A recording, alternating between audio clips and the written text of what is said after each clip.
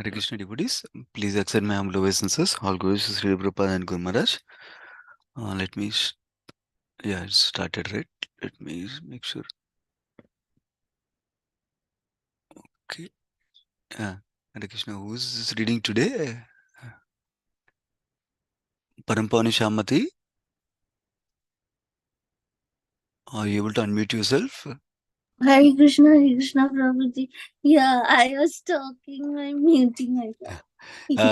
Sure, Mataji, no worries. Yeah, you can start, Mataji. I'll also start sharing my screen in the meantime. Start the prayers. Yeah. Namo Vishnu Padaya Krishna.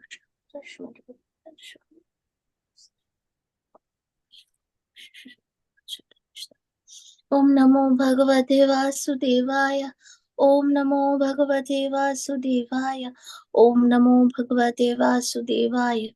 Narayanam Namaskritya Naram Chaiva Narottamam Devim Saraswatim Vyasam Tato Jayam Mudirayet Nashtaprayeshu Bhadreshu Nityam Bhagavata Sevaya Bhagavate Uttama Sloki Bhaktir Bhavati Nashtiki Chakrapatam Vishakrapasindika Vachapati Danam Bhavani Bhyo Vishnavibhyo Namo Namaha Shri Guru Gaur Chandra Radhika Vitadale Krishna Krishna Bhakta Bhakta Namo Namaha Hare Krishna. So today we are reading from Canto 3, Chapter 12, Text 31. So text 31. Even though you are the most powerful being, this act does not suit you because your character is followed for the spiritual improvement by people in general. Text 32. Let us offer our respectful obeisances unto the personality of Godhead, who, by his own effulgence, while situated in himself, has manifested this cosmos. May he also protect religion for all goodness. Text 33. The father of all Prajapatis, Brahma, does seeing all his Prajapati sons speaking in that way, become very much ashamed and at once gave up the body he had accepted. Later, that body appeared in all direction as the dangerous fog in darkness. Text 34. Once upon a time, when Brahma was thinking of how to create the worlds as in the past millennium, the four Vedas, which contain all varieties of knowledge, became manifested from his four mouths. Text 35. The four kinds of paraphernalia for conducting the fire sacrifice became manifest. The performer, the chanter, the offerer, the fire, and the action performed in the terms of the supplementary Vedas. Also, the four principles of religiosity: truth, austerity, mercy, and cleanliness, and the duties in the four social orders all become manifest. Text 36. Vidura said, O great sage, whose only wealth is penance, kindly explain to me how and with whose help Brahma established the Vedic knowledge which emanated from his mouth. Text 37. Thank you. Text 37. Maitreya said, beginning from the front of Brahma, gradually the four Vedas, Rig, Yajur, Sham, and Atharva, became manifest. Therefore, Vedic hymns, which had not been pronounced before, priestly rituals and the subject matters of the recitation and transcendental activities were all established one after another. Text 38. He also created the medical science, military art, musical art, and architectural science, all from the Vedas. They all emanated one after another, beginning from the front face. Text 39. Then he created all the fifth Veda, the Puranas, and the histories, all from all his mouths, since he could see all the past, present, and future. Text 40. All the different varieties of fire sacrifices, Shodhasi, Uktha, Purishi, Agnishtoma, uh, ap, uh, Apurtyash, Apur, up, sorry, Trayama, no, sorry, Aptorama, Aptorama, is that okay, Prabhuji? Perfect. Aptoryama. Perfect. Aptorama, Atiratra, Vajpaya, and Goshava become manifested from the eastern mouth of Brahma. Then education, charity, penance, and truth are said to be the four legs of religion, and to learn this there are four orders of life with different classifications of castes according to vocation. Brahma created all these in systemic order. Text 42.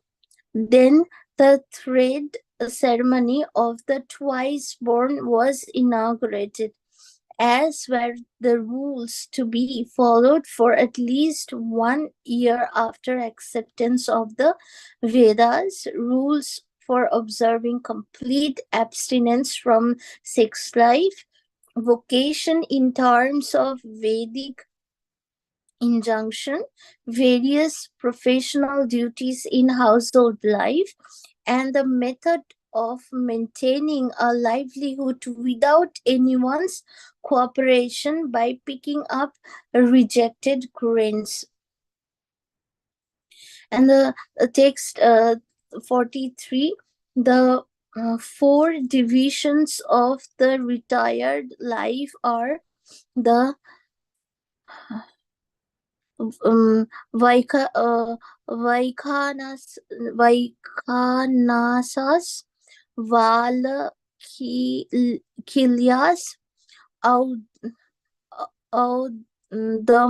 Audambaras, and Phenabas. The four divisions of the renounced order of life are the Kutich, Chakas, Bahodas, Hamsas, and Nikshriyas. Nishkriyas. All these are manifested from Brahma.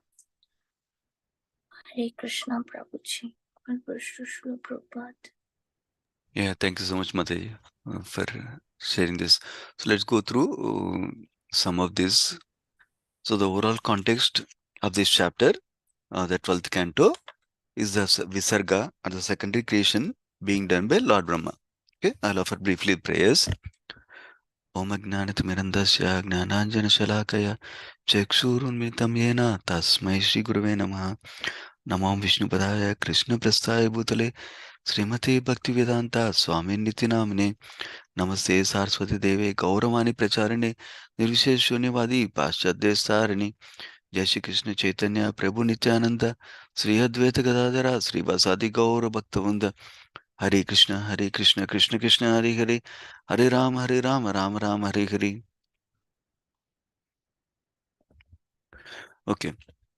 So the overall section is the secondary creation of Lord Brahma that's being explained here by Maitreya Muni to Vidura. That is the conversation going on from the beginning of the third canto to the fourth chapter, fourth canto also.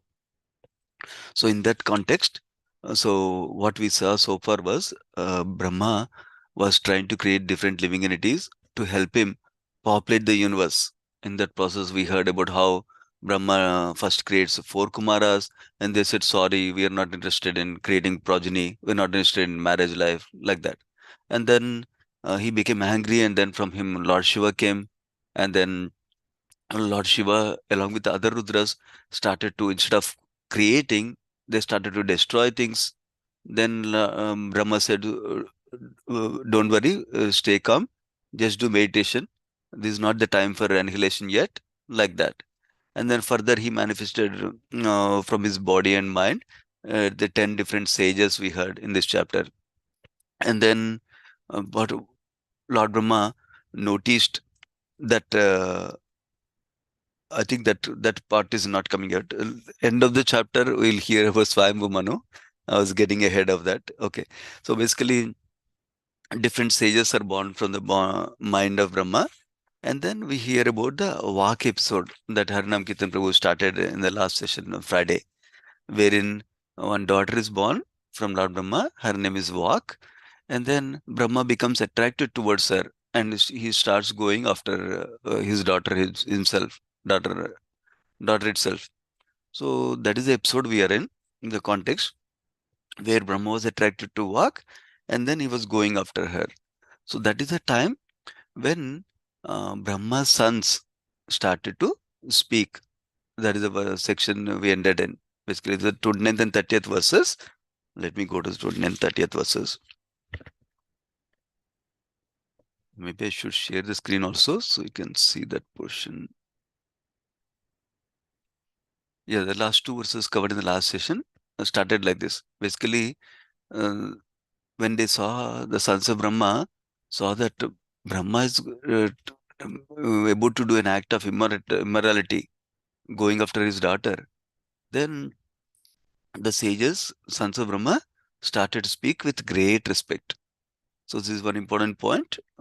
Basically, in any circumstances whatsoever, if a superior does any mistake, something, we address it with a proper respect. Sometimes we approach their superior to help. Sometimes we can address directly, but respect is never lost. That is one thing we need to maintain. This applies even in our material life also, even with our parents also. Actually, some of the Srimad Bhagavatam purports people talks about it. Like sometimes our parents, especially when they become old, they talk heavily sometimes for a small thing that we might have done.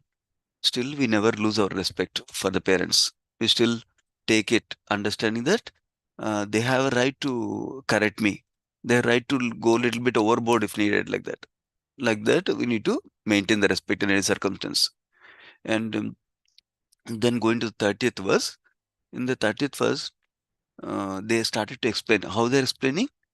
They're saying that this act that you're trying to do has never done by any other Brahma in any other universe, or any other responsible person is not done in any other kalpas also, and nor they will never attempt to do it also. And you're actually the first born living entity in this universe. You're a supreme being in this universe. So how is that you're approaching like this? How is that you cannot control your desire? Like that, they're gently pressing it. So that's how they started. So Harinam Kirtan Prabhu already explained a few nice lessons in this topic in the last session. One of the important thing he was touched upon is association. How association is valuable.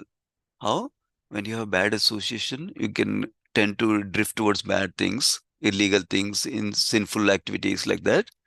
And when you have devotee association, how they can save us from all kinds of dangers. And so actually in another chapter, it's also emphasized how proper household life is also helpful to protect. Is like house is like a fort where we are saved, and especially the wife is one such personality who can help us from saving from any danger related to deviation of senses like that. That's also described similar to, so wife and husband are first set of devotees who are nice devotee association we have in our life. So we need to treat each other as devotees and take our association nicely.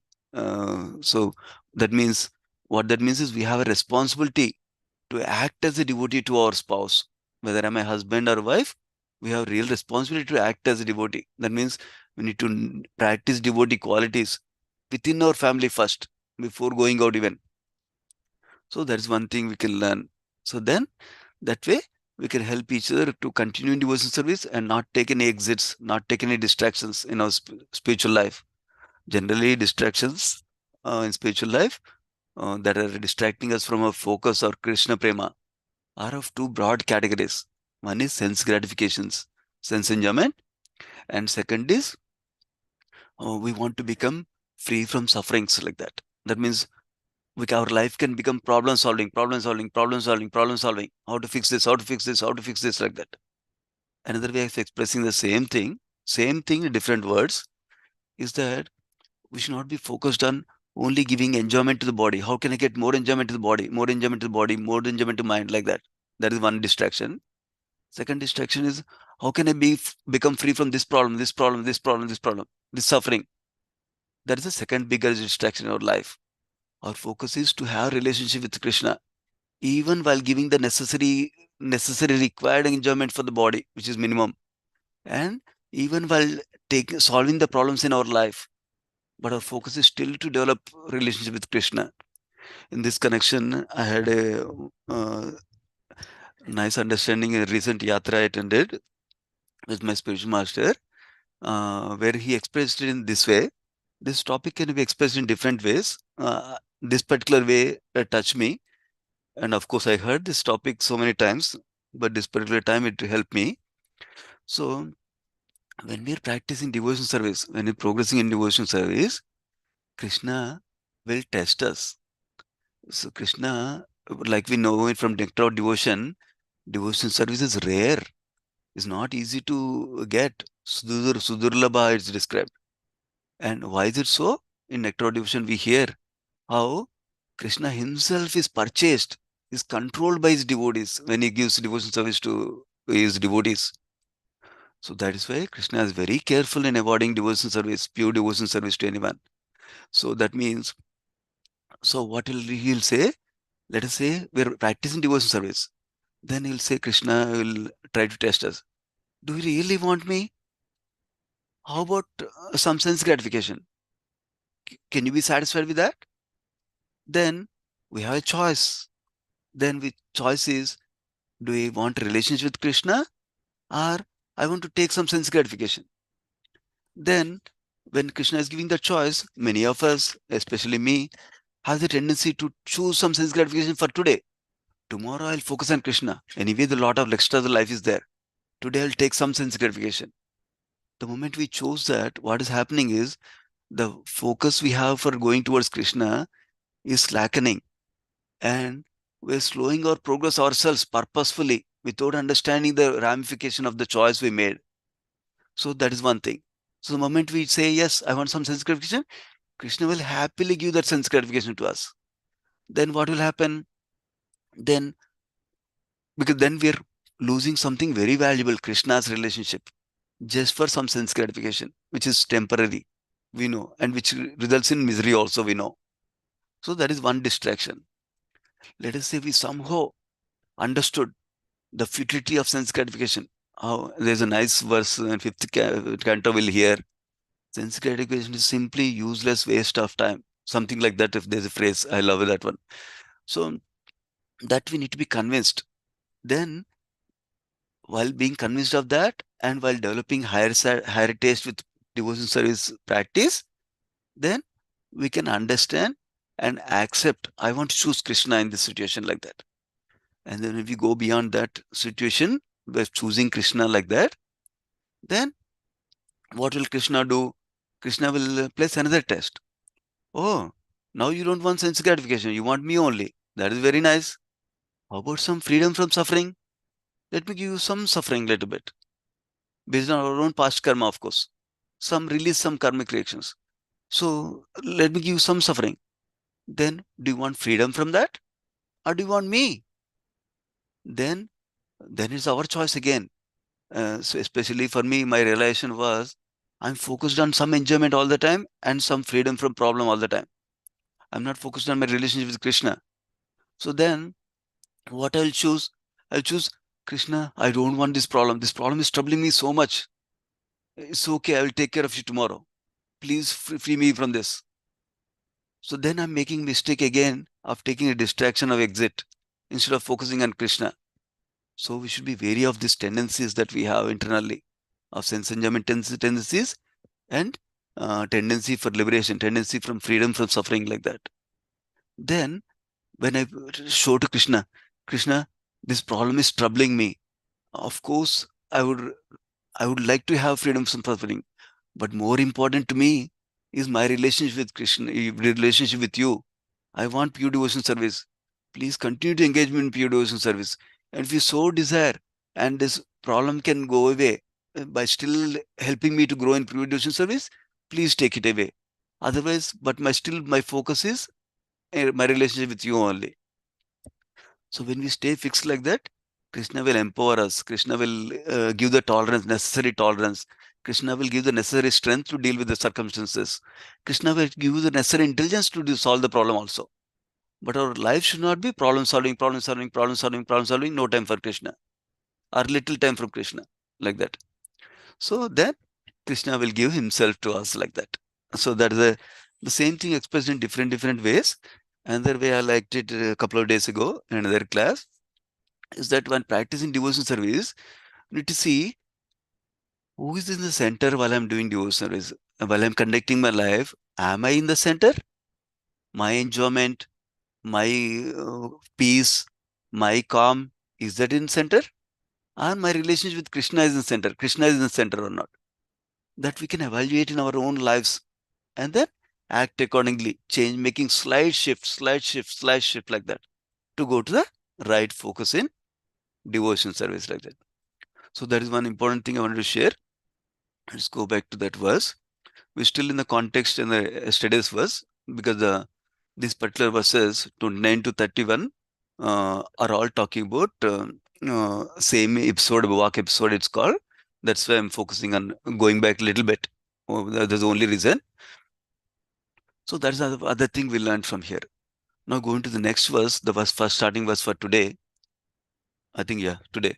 Then it says, even though you are the most powerful being, who was speaking? Sons of Brahma, sages are speaking to Brahma himself. This act doesn't suit you because your character is followed for spiritual implement by people in general. The beautiful purport in the Prabhupada writes in this purport.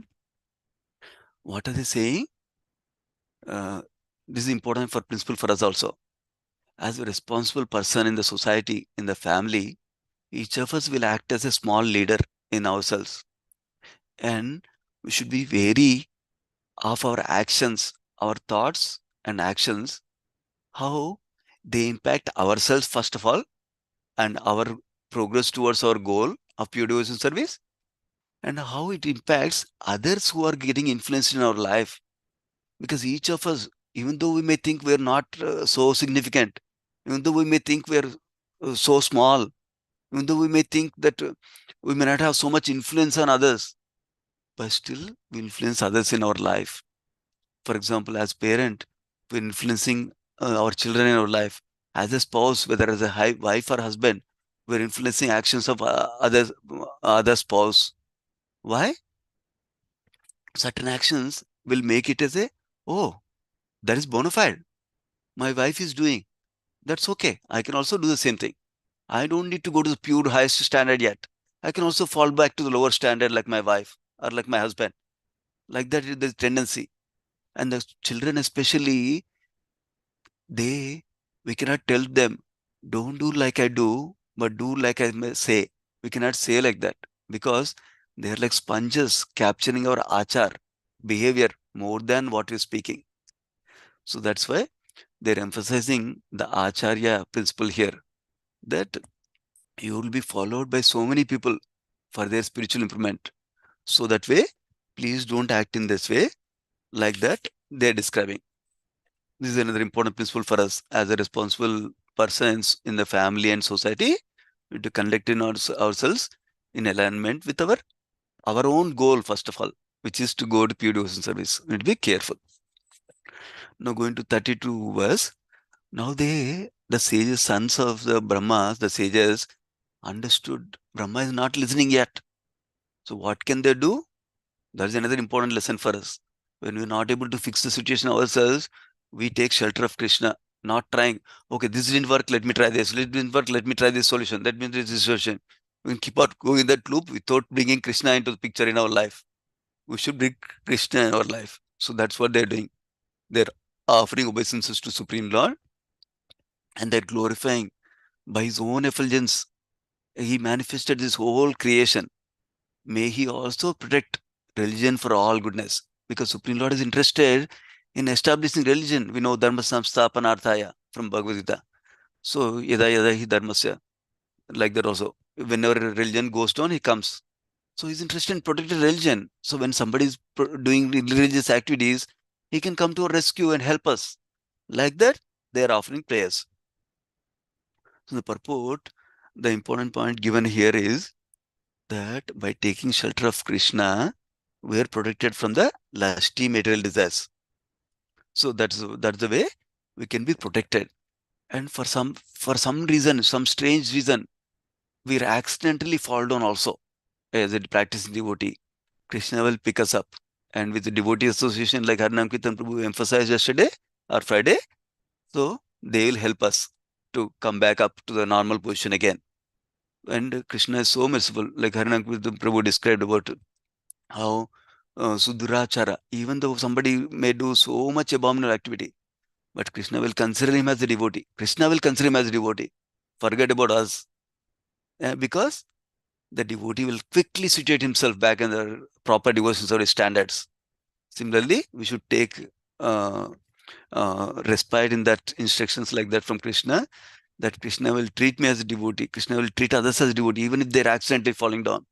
So we should get inspired and come back up, not go into lamentation, ignorance, and fall down, fall down, fall down, fall down like that. Oh, I'm a fallen devotee. I'm not high standard. No, let me do fallen things. We should not take shelter of that philosophy like that. Instead, we should come back quickly. And similarly, when somebody falls down, also we try to extend as a service whatever we can in our power and in their best interest like that. But we don't see that as a permanent drawback like that. So now is described in the next verse that Brahma, when hearing the sons offering prayers like that, he became ashamed himself and he gave up the body that is described as a mentality. That mentality of enjoyment, mentality of illicit sex doing tendencies, he gave it up. That ignorance he gave up, like that is described. So I will emphasize from this set of purports a couple of lessons for us to learn. Gauranga Darshan Prabhu also highlights these lessons in his classes. The three important lessons. One is when a great personality does something that is not matching with Shastra and Sadhus and Guru, then we should not think that, oh, that great personality is doing that bad thing, I can also do the same thing. It's also bona fide. We should not take like that. We should always evaluate actions of others, including our superiors, in the light of Guru, Sadhu, Shastra. Then we see, oh, that's not like Shastra, that's not what my Guru said, that's not pure devotees are saying. So that's not a good thing for me to follow. First lesson. Second lesson, just because the great persons has done one momentary mistake, we should not bring them down to our level. Oh, he's so useless guy. He's like worse than me. I am great. We should not bring them down to our level like that. Just because of one small thing that they did. Again, another principle that affects in our life also. When our wife or husband does one mistake, one time they lose their tongue, one time they do some mistake, we should not think that my wife is useless, my husband is useless like that. We should see so much service they have done for me. My wife has done so much service throughout my life. My mentor has done so much service to my life. My special master has done so much. Just because they took one thing that I did wrongly, I don't bring them to my level and condemn everything that they're doing in their life. We should still value their contributions in our life, their service in our life, their association in our life, their significant contributions to progress further in your devotions life. We should never lose sight of it just because somebody does one mistake. We should see them as a whole package, not just one mistake they did like that. That's another lesson we can learn from here. Third thing is that we should see the personal lesson. That is the other emphasis Prabhupada writes in the purpose here in this section. That if such a great person like Brahma can be bewildered like this, so I should be very cautious. I should not think, oh wow, I am I am actually almost pure devotee now. So I can take this risk, I can take that risk. Arnab Kirtan Prabhu also highlighted in Friday session this aspect. I cannot take the risk. I should be very, very careful. Just because I'm doing little bit stable devotion service now, I should not think that I'm a pure devotee or almost a pure devotee and I can take any risks like that. We should be very cautious in actually. Remember, most of us know about the four regulated principles: no meat eating, no intoxication, no illicit sex, and no gambling. So this gambling is not just going to the bar, going to the, what is that called? Some places where there's a gambling machines. Not only that, gambling is also taking inordinate risks, risks that are not warranted with our spiritual life also. So we should be very careful not to take such risks because it is very valuable. Human form of life is very valuable, and the devotion service we learnt about is very valuable for us. We should not lose this opportunity and not take any risks that will make us deviate from the devotion service. That's the third important lesson we can learn from this section. Going back to the next verse. So then Brahma was thinking now that, remember, the sequence of these things was he's creating progeny, how to populate the universe like that. So now he further continues with his creation by manifesting the four Vedas, which contain all varieties of knowledge. They manifested from his mouth, it seems. So somebody may think, oh, we say Vedas are Aparushaya, Vedas are coming from Supreme Lord himself, but they're coming from Brahma, not from Krishna. Then how come they're Aparushaya? Brahma is the Jiva only. He is also subject to four defects potentially. Of course, he's liberated. So he's not having defects. Somebody may think, but this all coming from Supreme Lord himself.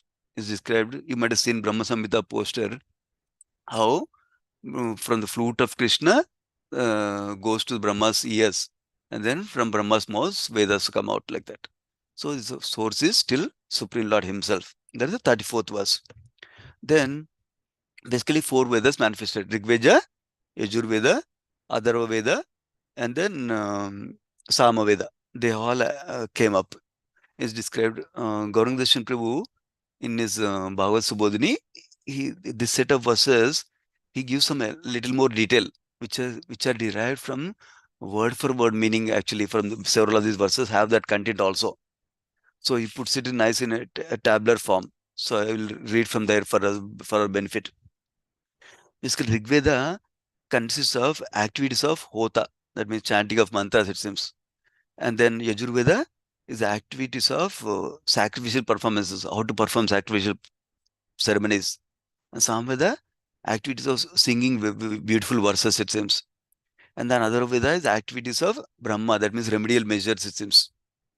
Then going to the next verses, these are all the four kinds of paraphernalia that required for fire sacrifices, and four principles of religion, which are truth, austerity, mercy, and cleanliness.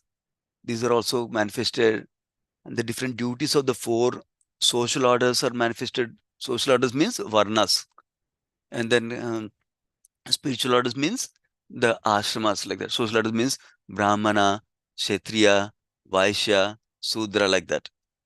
So basically, let me see. Yeah, those are also manifested here. There's a board discussion of this topic in coming verses, so I'll reserve that topic for coming verses.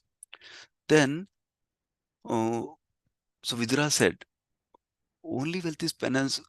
Sages only wealth is penance. That means austerity is the wealth of the Brahmanas, like that is described sometimes.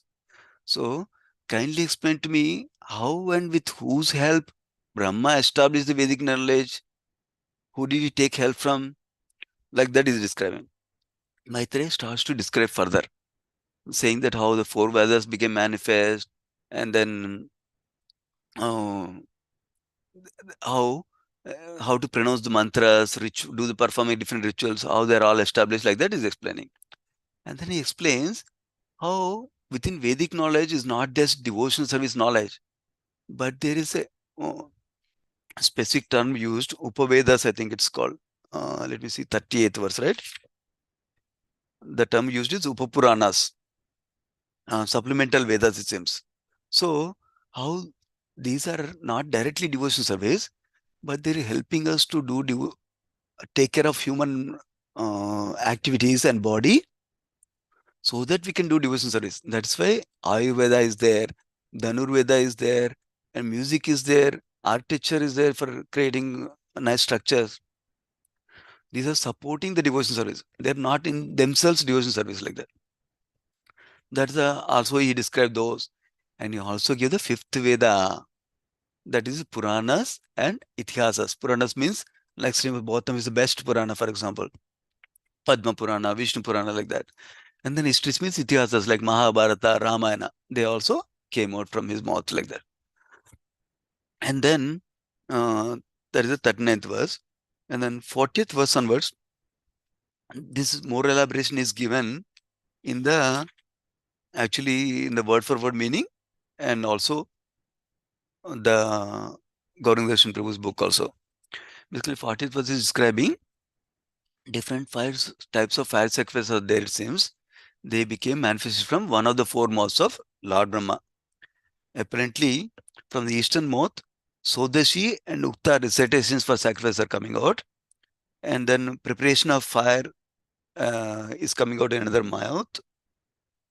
And then Aptoryama and Atiratra sacrifices are coming. Basically, different types of sacrifices coming from different mouths. And Go Seva, cow sacrifices are coming from northern mouth, it seems. That's what we can, these are technical things, but essentially, Brahma is creating everything required for us to go back to Supreme Lord in pure devotion service. The last verse is nice, an important lesson here. So, this is the last verse for today. Education, charity, penance, and truth are said to be the four legs of religion. And to learn these things, there are four orders of life, varnas of life. What are the varnas? Brahmacharya, Grihastha, Vanaprastha, and Sannyas.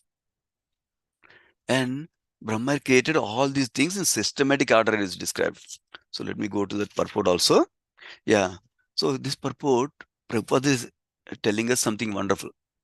So remember, our life is going through the normally four stages, four orders of life. Brahmacharya, Grihastha, Vanaprastha, Sannyas. It's not necessary all of these are followed, but generally that is the common standard in Vedic culture. So when somebody is in student life or Brahmachari life, they're meant to focus on education. What is the focus of education? Prabhupada elaborates here. The focus of education is they're really clear that human form of life is most important. Like that. I think today verses will go till 43rd verse, I think. Yeah, that's good thing. So then education is understanding what is the importance of human form of life. That is one thing. So that means when we understand the human form of life, when we understand how to perform devotion service, then some of the students will take up brahmachari, naistika brahmachari, permanent brahmachari in this life. And some of them cannot handle that. So they'll become grihastha. They take a marriage life like that. But they already understood that human life is valuable and human life is a life of sacrifice, a life of service. They understood human life is not made for enjoyment, enjoyment, enjoyment, enjoyment. That's why when they transition to grihastha life, when they have proper education like this, then they're not looking for how can my wife may satisfy me, how can my husband satisfy me. Not only that mood. My mood is how to serve each other so that we can serve Krishna together and grow in devotion service. That is one important aspect. Then when we grihastha life, it's not about license for enjoyment. It's about practicing devotion service nicely together, and with one of the principal duty of a grihastha is to give charity. Charity for what purpose? To progress Krishna consciousness in lives of others. That's the other principle. And then after practicing marriage life for some time, Grihastha ashram, we meant to go to Vanaprastha ashram. Vanaprastha ashram, one of the main characteristics is penances, not too much enjoyment anymore. Reduce the needs of the enjoyment that we need, like that, and engage more and more time in devotion service. Then finally, sannyas order or renunciation, which is characterized by um, here truth. That means we realize the truth fully and we share it with others fully, like that. That is the main focus in sannyas life, which is they're depending fully on Krishna for their needs, number one. And number two, they're compassionate on others to share the wisdom and the understanding and realization they got with others, like that. So that's the 41st verse. And 42nd verse, let me go back to share my screen. 42nd verse describes how different things needed for each of these ashrams. Four ashramas are coming into picture here.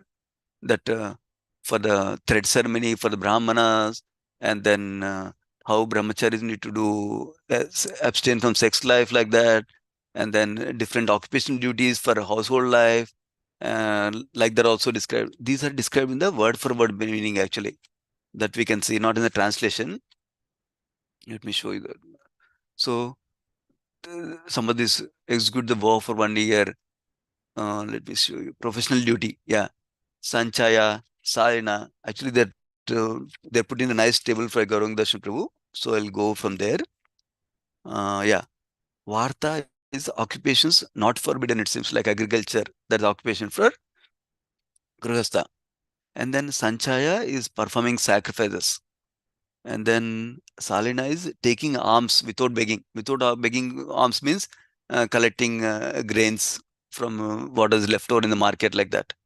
And then Silonchana means taking the fallen grains in the field. After the agriculture, they harvest the crop. Some grains are left over on the ground, it seems. And some of them, they don't clean it up 100%, it seems, for supporting these kind of people in the Vedic culture. So that is another occupation described in this verse, basically. That is the 42nd verse. Let me go back to 43rd. 43rd was describing the different divisions in the Vanaprastha life and Sannyasa life. So Vanaprastha life, one is living on food, wild grains, it seems. That's one. And then giving up accumulated grains and gaining new grains. That means, let us say we get some new food, then we give up the old food as charity to somebody, like that. And then Audambara means um, whatever we get while by providence, we accept it, like that. Then Fenapa means living off grains, only fruits fallen in the ground that they accept it. Of course, these are very, very severe based on the past Vedic culture and based on the forests that were there at that time. So now the principle is to maintain penance in Vanapasta. Not exact detail doesn't need to be maintained, like that. Number one. Going to sannyasa ashram, Kutichaka. Kutichaka means, let me go here. Here, Kutichaka means life in family without attachment. That's the first level. That means focus on karma. That means he lives in his own place. He doesn't have to travel anywhere, sannyasi, like that. Next is Purvam. Purvam, next one is Bahuvoda, it seems. Bahuvoda means giving up all material activities and engaging fully in transcendental service. That's the next stage of sannyas. Next one is fully engaged in transcendental knowledge. That means they're fully fixed in transcendental knowledge, Hamsa. And then next one is Niskriyo, stopping all kinds of activities.